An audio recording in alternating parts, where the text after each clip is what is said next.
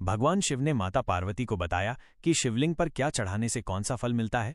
प्रिय भक्तों, क्या कभी आपने सोचा है, जब आप शिवलिंग पर जल, दूध, बेलपत्र या चावल अर्पित करते हैं तो उस क्षण वास्तव में क्या घटित होता है? क्या ये केवल परंपरा है या इसके पीछे छिपा है ब्रह्मांड का कोई अद्भुत रहस्य? चलिए जानते हैं भगवान शिव के श्रीमुख से।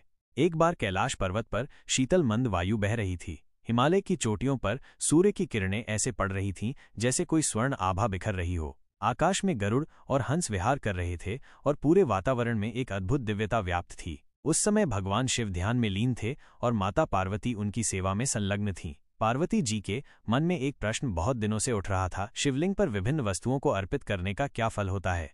उन्हें जानने की तीव्र इच्छा थी कि आखिर क्यों वेदों, पुराणों और शास्त्रों में शिवलिंग पूजन को इतना महत्वपूर्ण बताया गया है और क्यों अलग अलग सामग्रियां चढ़ाने से भिन्न भिन्न फल प्राप्त होते हैं। माता पार्वती ने अत्यंत विनम्रता से भगवान शिव से यह प्रश्न पूछा।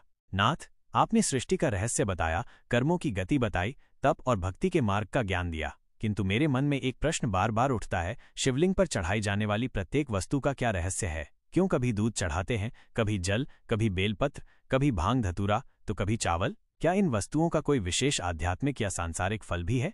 भगवान शिव मुस्कुराए। उनके नेत्रों में करुणा और ज्ञान की अद्वितीय ज्योति झलक रही थी। उन्होंने माता को समीप बिठाकर कहा,